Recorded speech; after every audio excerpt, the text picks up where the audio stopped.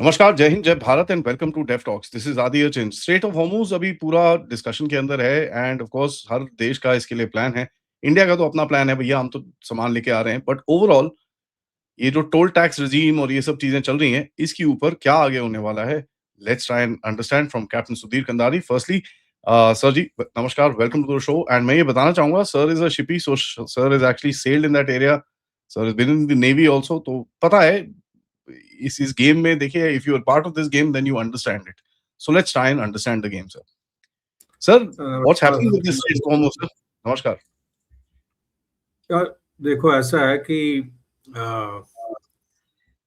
इसको अगर एक्चुअली में देखा जाए तो दुनिया की सारी लड़ाई जो है वो अभी हम वर्ल्ड वॉर 2 या वर्ल्ड वॉर 1 का जो बात करते हैं, जो पहले लड़ाई होती थी, एक फ्रंटल अटैक या फिर पूरा फोर्स लेके जाना, गन फायर, मिसाइल फायर। अभी वो उसका वो एक दूसरा कारण था। आजकल कारण सारा है व्यापार के ऊपर। और व्यापार जो है वो 90% सबको पता है। मैं क्या रिपीट करेगा, अभी सबको मालूम है कि वो सी रूट से जाता है। और जो एक बार ट्रेड रूट को कंट्रोल कर लेगा, और ट्रेड रूट में भी चोक पॉइंट आ जाते हैं, मतलब narrow passage then the open passage. अभी वो सारा का सारा मामला है कि उस चोक पॉइंट को कौन कंट्रोल करता है। अभी रिपीट करने के लिए हम बोलते हैं, बार बार सभी ये बोल रहे हैं 20% ट्रेड जो है, ऑयल जो है, वो गैस जो वो स्ट्रेट ऑफ हॉर्मुज से निकलती है। ईरान बोलता है कि मैं इस पे टोल टैक्स लगाएगा। और वो यार, टोल टैक्स तो बोल दिया लगाना, पर बाकी देश तैयार होंगे देने को? उस पे अगर देखा जाए तो अनक्लॉस की बार बार बात करते हैं। अनक्लॉस में एक मैं आपके श्रोताओं को, ऑडियंस को एक चीज ये बताना चाहूंगा। उस पर डिफरेंट क्लॉजेज हैं अनक्लॉस में। वो हम बात करते हैं टेरिटोरियल वाटर्स की, 12 mile from the base line, उसके अंदर राइट ऑफ इनोसेंट पैसेज। पहली बात तो ये, टेरिटोरियल वाटर के अंदर जब हम राइट ऑफ इनोसेंट पैसेज बोल देते हैं, उस पर भी कोई टैक्स नहीं या टोल नहीं लगा सकता, अनलेस एंड अनटिल आपने कुछ सर्विसेज ली हैं उस कोस्टल स्टेट से। ठीक है। उसके बाद हम बात करते हैं, जैसे बोलते हैं इंटरनल वाटर्स। इंटरनल वाटर्स वो हैं, उसको हम कंफ्यूज ना करें इनलैंड वाटर से। इनलैंड वाटर लेक्स और रिवर हो जाते हैं, जहां पे आपका इनलैंड ट्रैफिक चलता है। लेक्स हो गई, रिवर्स हो गए। इंटरनल वाटर है जो कि लैंडवर्ड है, बेस लाइन जो मेजर करते हैं उसके अंदर की तरफ। वहां पे ठीक है, कंट्री की अपनी सॉवरेनिटी है, जुरिस्डिक्शन है, सब कुछ ठीक है। जब मन में आया बंद कर दिया टैक्स लगाना, सर्विसेज प्रोवाइड किए हैं, पायलटेज दिए, ये सब तो पैसा देना पड़ता है। पर जब हम बात करते हैं इंटरनेशनल स्ट्रेट की, वो अनक्लॉस में पूरा डेफिनेशन दिया हुआ है। और स्ट्रेट ऑफ हॉर्मुज जो है वो इंटरनेशनल स्ट्रेट है। और इंटरनेशनल स्ट्रेट में कोई टैक्स या कोई टोल नहीं लगा सकता है। 60 कंट्रीज यूनाइटेड नेशंस में अनक्लॉस में जिन्होंने, जो सिग्नेटरी हैं, उसके बाद ये 1982 का जो है अनक्लॉस, आई थिंक 1994 में इनफोर्स हुआ था ये। पर इसमें एक बात है, ईरान सिग्नेटरी नहीं है अनक्लॉस में, और यूएसए भी नहीं है। पर ईरान ने बाद में साइन किया, और मेरे ख्याल से साइन किया था बाद में, पर उन्होंने उसको रेटिफाई नहीं किया। अब जब तक रेटिफिकेशन नहीं होती है, वो जो है, जैसे कोई कन्वेंशन बना, मान लो 100 कंट्री हैं, और जब ये यूएन में कन्वेंशन बनता है इस टाइप को, पहले डिसाइड कर लेते हैं कि जब डिबेट चलती है इस चीज पे कि कितने लोग अगर हाँ करेंगे तो एक कन्वेंशन माना जाएगा। तो उस टाइम डिसाइड किया होगा कि चलो 60 कंट्रीज कर दें तो हम मान जाएंगे। पर रेटिफिकेशन का मतलब है कि उस कंट्री की गवर्नमेंट ने या पार्लियामेंट ने, और what ever system you have, उन्होंने उसको रेटिफाई करके वो लॉ बन गया उस कंट्री के अंदर।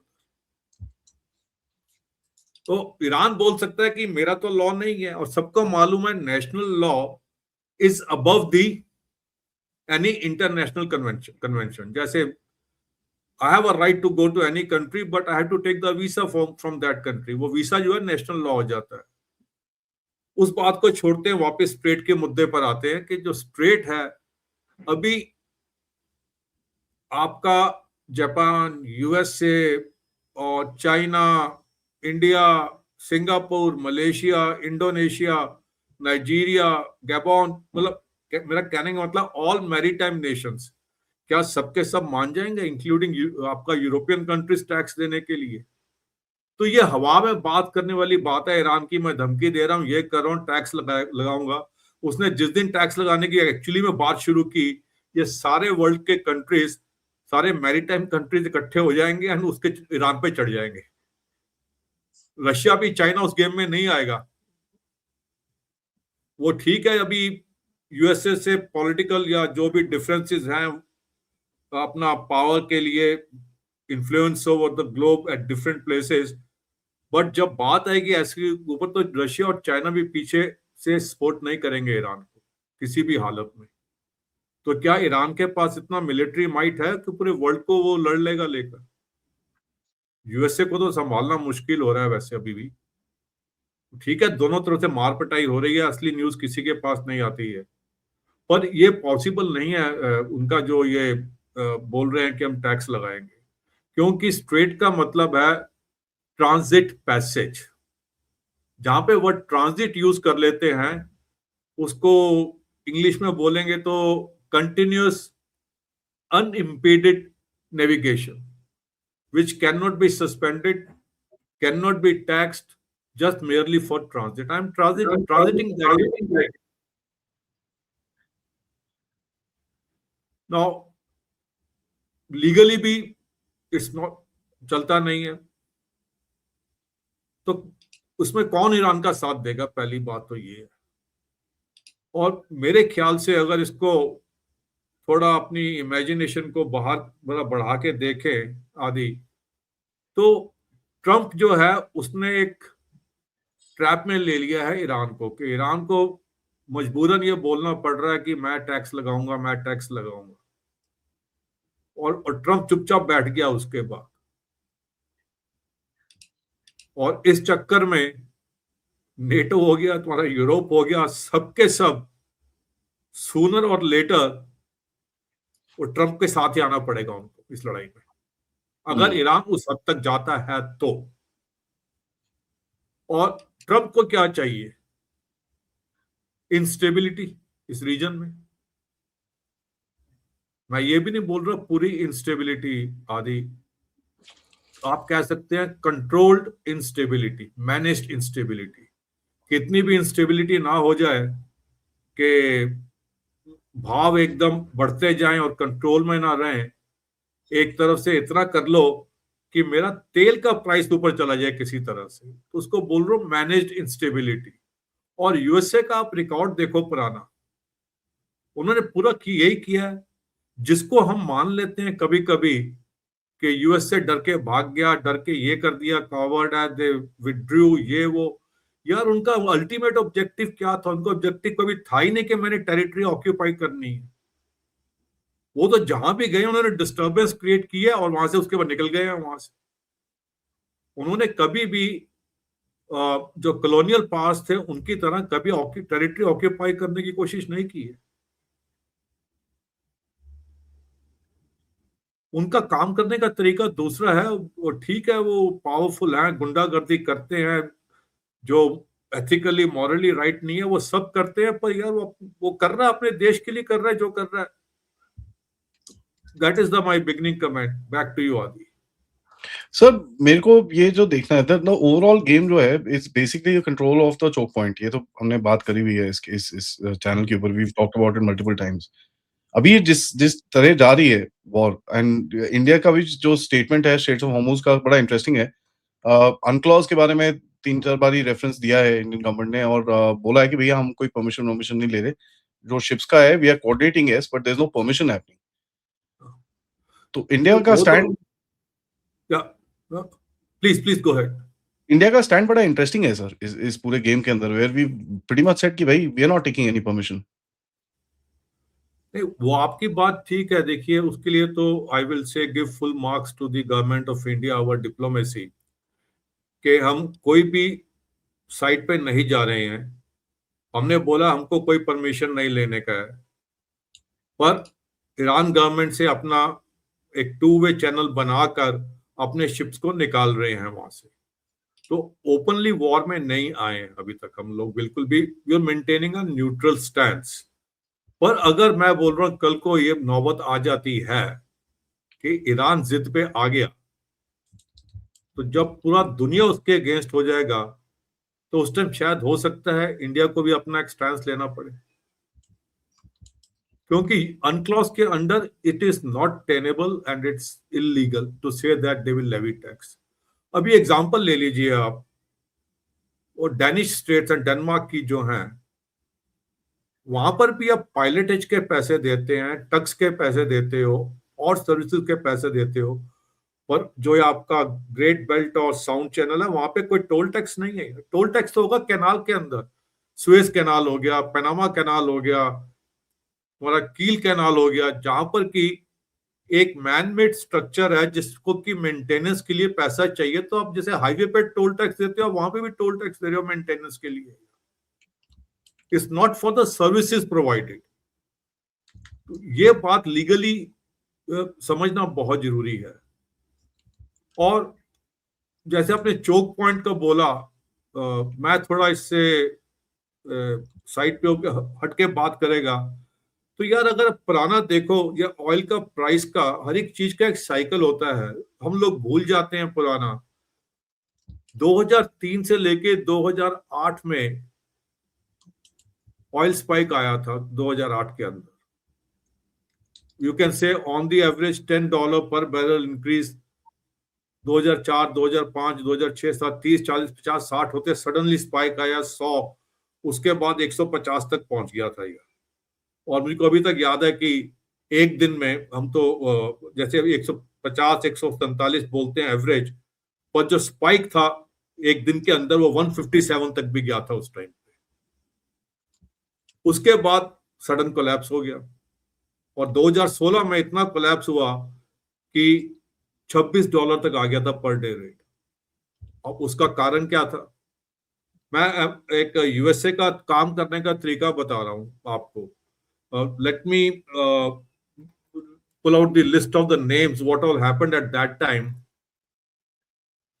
फॉर एग्जाम्पल, आपका 2003 से जो 2006 था, उसमें एक तो नाइजीरिया का प्रॉब्लम हुआ था, नाइजीरिया के मिलिटेंसी का ड्यूरिंग दैट पीरियड। और एक नॉर्थ सी में यूरोप का यूनियन का प्रॉब्लम हुआ था। मिडल ईस्ट में उस टाइम पे जियो पॉलिटिकल अनसर्टेनिटी चल रही थी, वो हुई थी।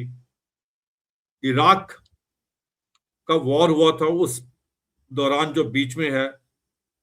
फिर आपका उसके ऊपर ओपेक ने क्या किया कि उन्होंने प्रोडक्शन बढ़ाने से मना कर दिया। चाइना का चल रहा था उस टाइम पे इंडस्ट्रियलाइजेशन, और ये सब कुछ इंफ्रास्ट्रक्चर इंडिया का बहुत चल रहा था।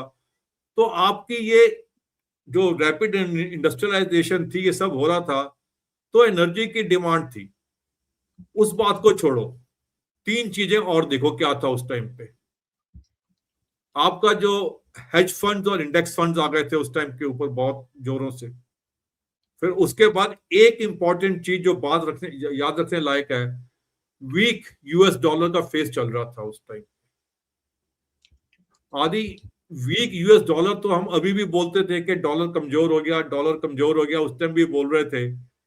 यार, कमजोर कैसे हुआ था? एक तो ये थोड़ा जो स्टॉक मार्केट का ऑपरेशन करने का तरीका वो अलग है, उससे हटके देखें अगर, तो क्या डॉलर क्या 10 रुपए गिर गया था इंडिया में, या वर्ल्ड में डॉलर 10, 15, 20% डेप्रिशिएट हो गया था? ये भी एक नैरेटिव टाइप बन जाता है, हवा चल जाती है कि डॉलर डेप्रिशिएट हो गया। कितना डेप्रिशिएट हुआ था? और पास्ट में जब भी देखोगे, डॉलर और क्रूड ऑयल ऑपोजिट चलता है एक दूसरे के, क्योंकि ट्रेडिंग डॉलर में है। अगर क्रूड ऑयल सस्ता है तो डॉलर महंगा है, तो और अगर क्रूड ऑयल महंगा तो डॉलर सस्ता है। लेन देन के मामले में तो यूएसए को तो कुछ नुकसान नहीं हुआ ना। और जब दोनों ही बढ़ जाते हैं तो इसका मतलब कि कहीं पे डिस्टर्बेंस हो रही है। उसके बाद जब डॉलर स्ट्रांग होना शुरू हुआ और क्रूड ऑयल भी स्पाइक कर गया साथ में। इसके पीछे गेम कौन खेल रहा है? Obviously USA. नाइजीरिया की मिलिटेंसी बोको हराम वगैरह जब शुरू हुआ था उस टाइम पे काफी पीक पे था। इराक का यूएसए। नॉर्थ सी की बात कर रहे हैं तो यूरोपियन यूनियन की बात करें तो ईयू का जो था, यूरोप में जो उनकी यूनियंस की स्ट्राइक हुई थी। अब यूनियंस की स्ट्राइक के पीछे हम कुछ भी बोल सकते हैं कि ये लेफ्टिस्ट थे या सोशलिज्म था, जो भी बोलना बोल लो, पर हम सबको पता है कि यूएसए का हाथ इन सब चीजों में होता है। कहीं पे भी स्ट्राइक करानी, कुछ करना है, हमने अपनी कंट्री में भी देखा और वर्ल्ड ओवर देख रहे हैं, यूएसए का हाथ पीछे होता है। तो वो लोग ऑयल को ऊपर लेकर आ गए थे। और उसी टाइम आपको याद होगा कि शेल आया था।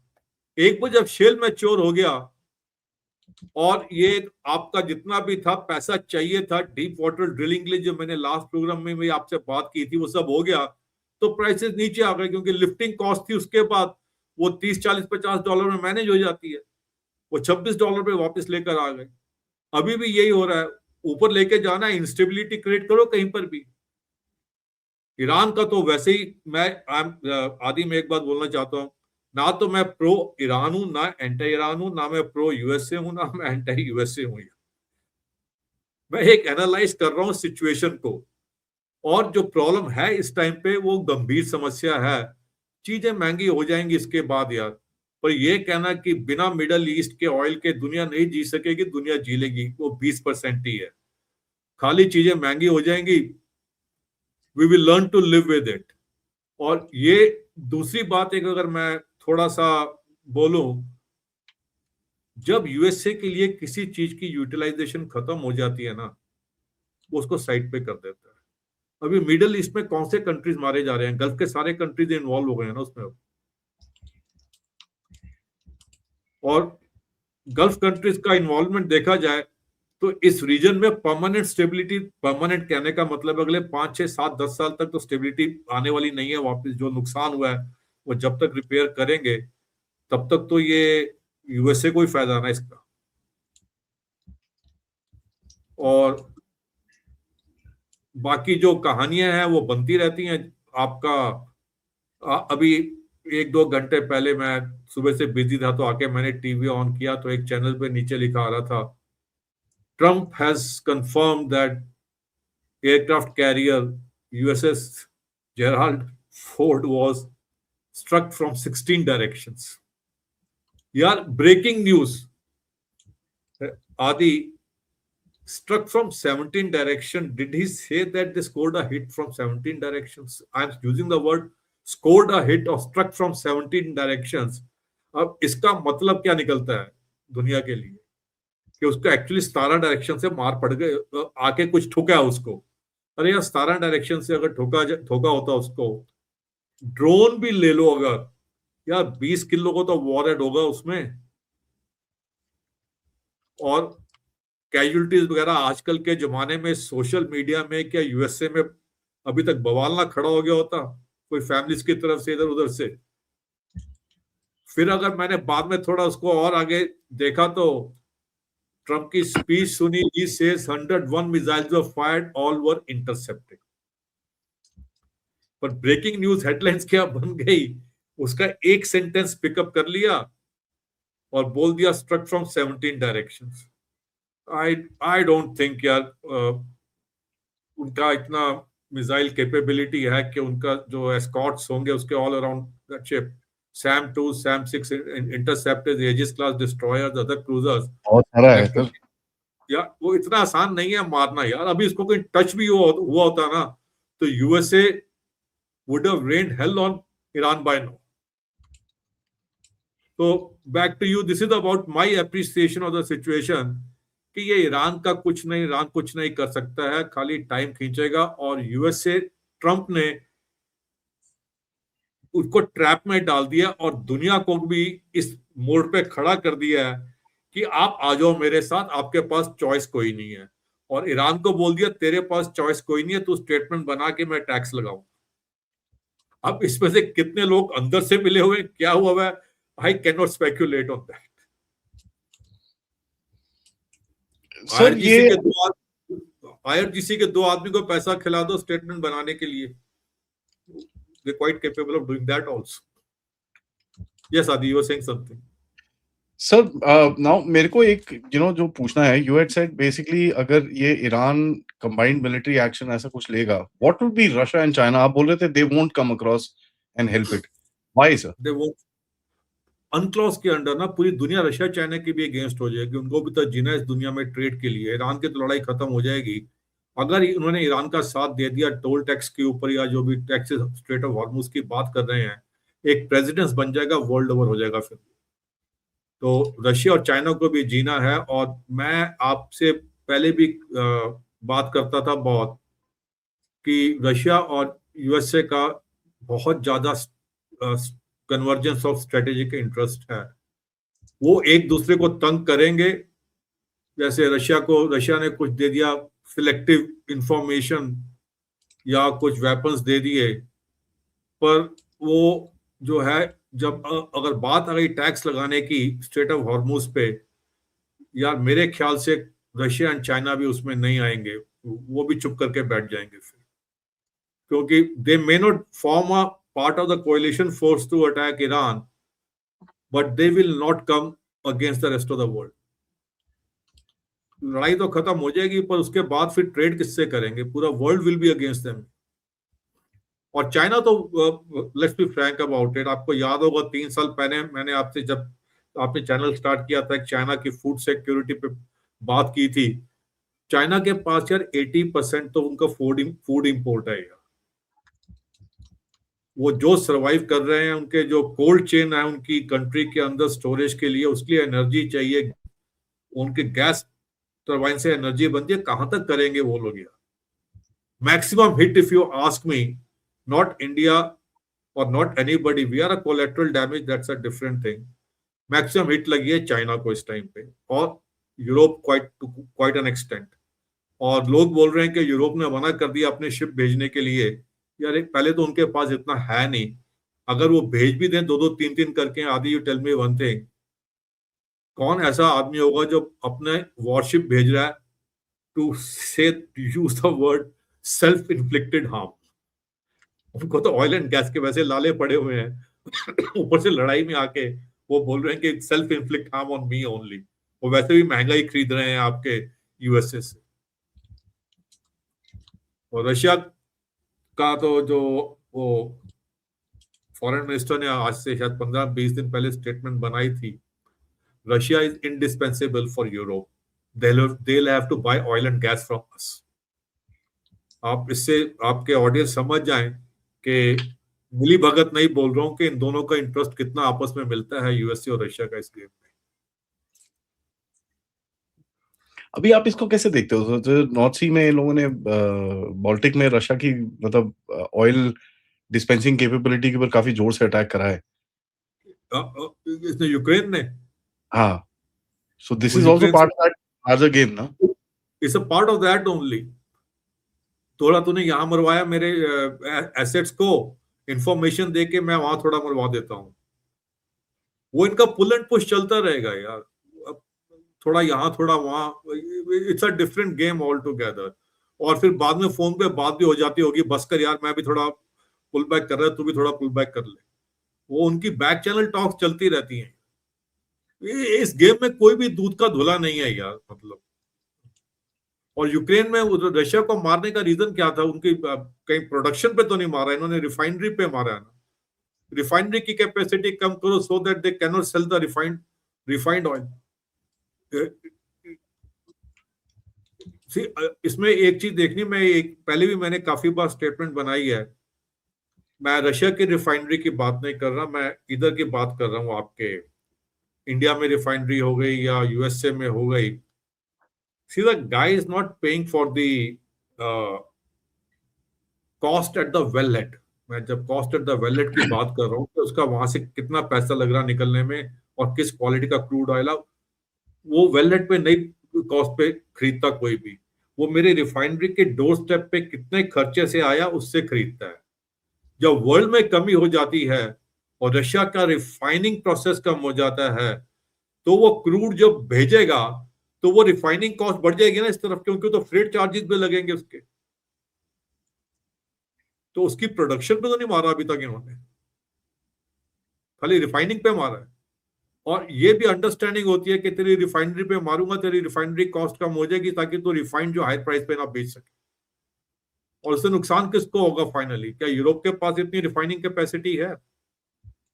रिफाइनिंग कैपेसिटी तो फाइनली यूएस से जाएगा या इंडिया आएगा ना।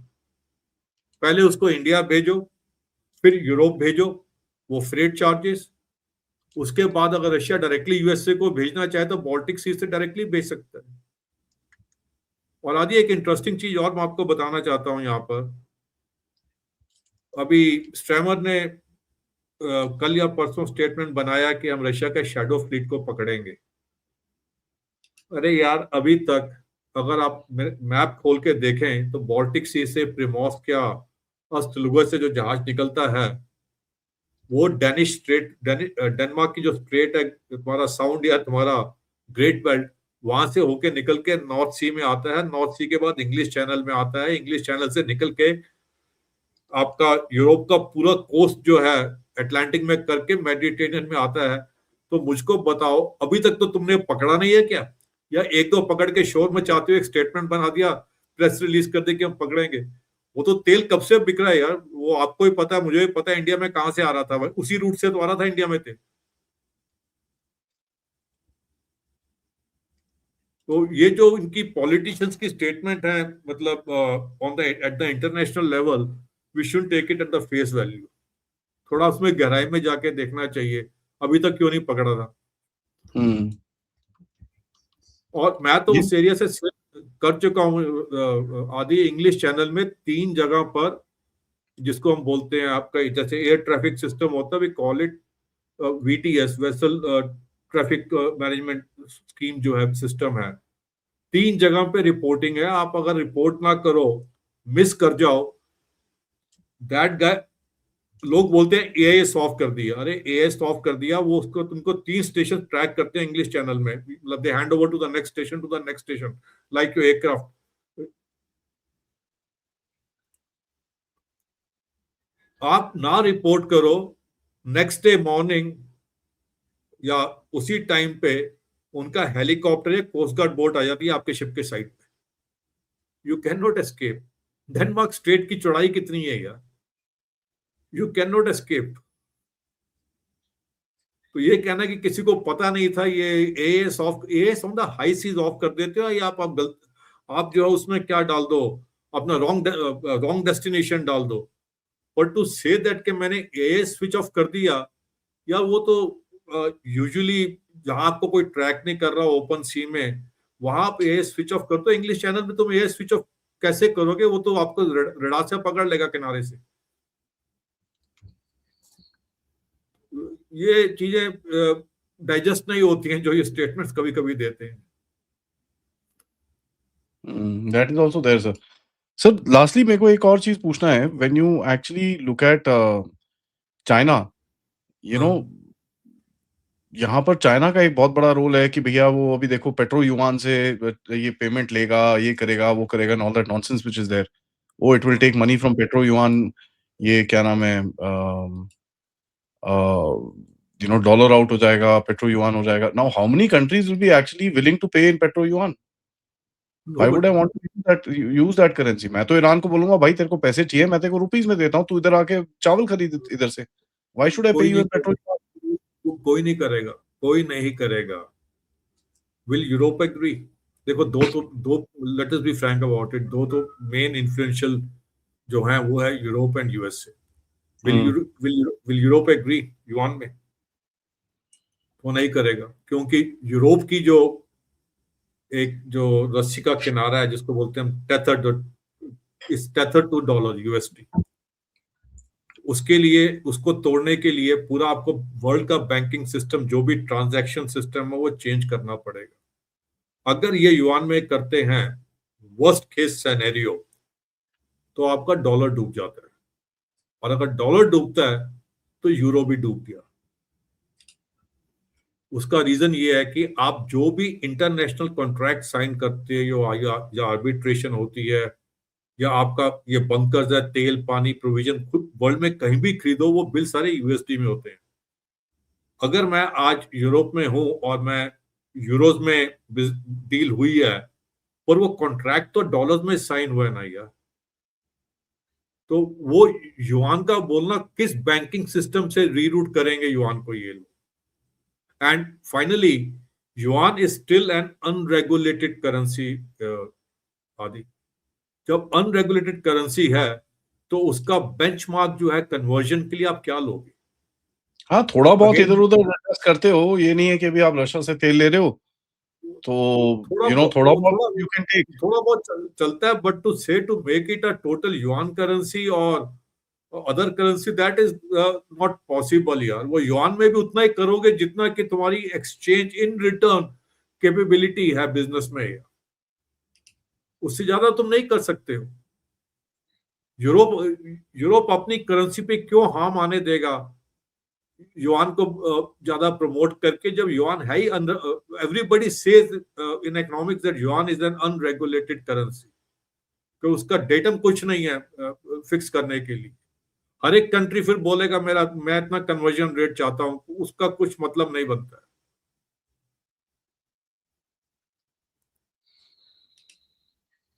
हम्म, और इट्स क्वाइट। रह गई बात चाइना की। अ, आदि देखिए जो भी चाइना का बोलते थे अभी तक के, more number of ships than USA. यार more number of ships than USA तो है, अगर तुम्हारी इतनी क्षमता है तो फेस ऑफ कर लेते ना अरेबियन सी में ही, या पर्शियन गल्फ के अंदर फेस टू फेस हो जाते यूएस नेवी के साथ। तुम्हारे पास न्यूक्लियर पावर्ड वेसल तो एक भी नहीं है, तुम उसको आपको जो डीजल या हैवी ऑयल देना पड़ेगा आपके वो जहाज को चलाने के लिए, वो आप कहाँ से लोगे?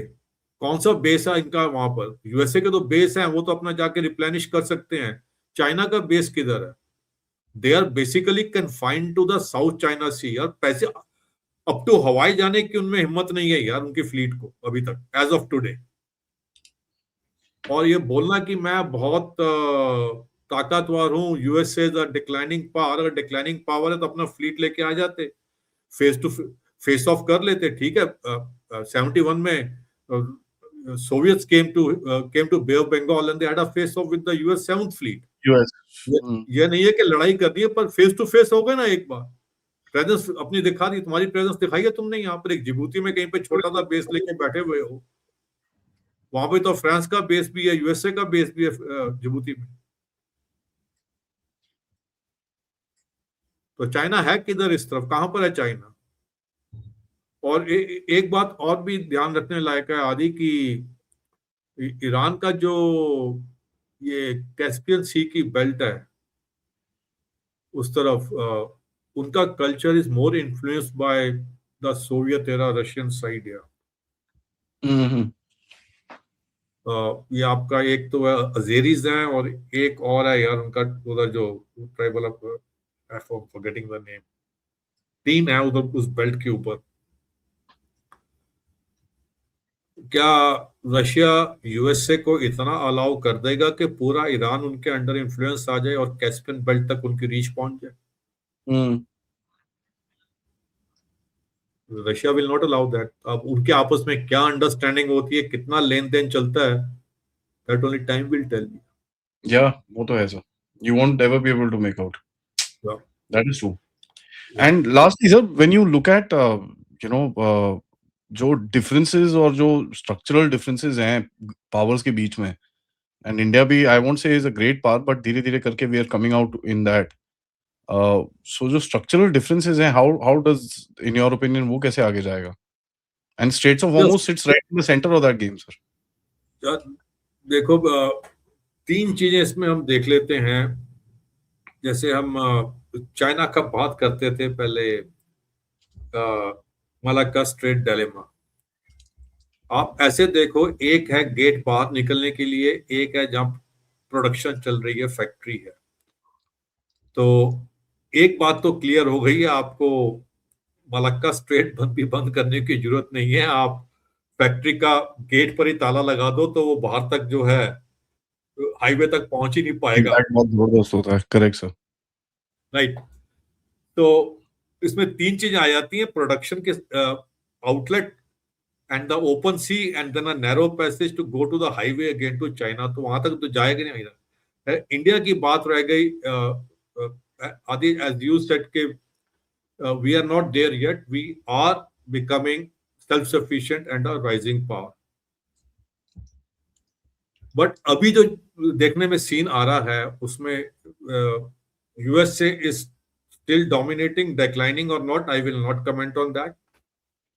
Russia is following very, very silently. People are not talking about Russia at the moment. Russia is slowly, slowly gaining strength. Finally, India will be, उस लैंग्वेज में बोले तो, a very strong scaffold to support the two trade routes for that. जो दो trade route बनेंगे इस direction में से, उसके लिए India being the net security provider of this region, so we'll become a strong scaffolding. See, world की financial institutions, economic condition, उसको कहीं से तो वो अगर प्लेटफॉर्म है उसको कहीं से तो सपोर्ट मिलना चाहिए। That support will be provided by India. और अगर आप दूसरा भी देखें तो अफगानिस्तान से जब यूएसए विड्रॉल किया था, पीछे देख के बोल सकते हैं कि उनकी calculation was very fine, they were planning this particular problem for right from the beginning. वो निकल गए और यहाँ से अफगानिस्तान पाकिस्तान को भिड़वा दिया आपस में। सारा सामान छोड़ के गए थे अपना। उन्होंने एक रीजनल इंस्टेबिलिटी तो क्रिएट कर दी ना उन्होंने। और इंडिया उसमें becomes the platform to support the world, what you call financial and the economic platform, which at the moment are with USA and I say silently with Russia. क्योंकि Russia को आप अंडरप्ले नहीं कर सकते हो, उनका oil and gas is required by the entire world today. Resources हैं sir, उसके पास बहुत सारे रिसोर्सेज हैं, you can't ignore it. So somebody asked me other day, क्या रशिया की इकोनॉमी, मैंने बोला कितनी है, $2 ट्रिलियन। यूरोप की अगर देखा जाए तो कंबाइंड 22-23 ट्रिलियन डॉलर आती है, पर बाकी सब कंट्रीज तो वही 1.5-2 पे है ना, उसके आसपास। खाली जर्मनी शायद 3-4 पे है। इंडिविजुअली तो ऐसा ही है। पर क्या रशिया को वो इकोनॉमी चाहिए उस टाइप की जो हम चाइना अपनी हवा में बात करता है, उस टाइप की चाहिए? वो तो सेल्फ सफिशिएंट है रशिया, उसके पास फूड सिक्योरिटी है, militarily they are very strong, oil and mineral other resources and the rare earth minerals they have, and that's what world needs. Arctic पूरा उनके पास है। मैं कभी बाद में बात करूंगा अंटार्कटिका की भी, जो नीचे डाउन साउथ चले जाते हैं आप, वहां पर भी अभी तक रशिया और यूएसए ने कोई टेरिटरी क्लेम नहीं किया है। Argentina, UK, France, they all have made their claims on the territory there, but उसको जो इनका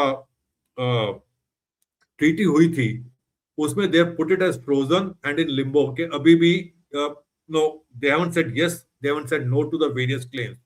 but Russia and Russia, I mean to Soviet Union earlier, later on Russia, now Russia and USA have they reserved their rights to make the claim in the South Pole also. तो अभी जो ये mid latitudes में चल रहा है, मैं तो ये बोलता हूँ एक टाइप का डिस्ट्रैक्शन है, and to keep the countries busy over here, later 30, 40, 50 years hence the things will start moving to the higher latitudes as the ice starts melting more and more at both the poles.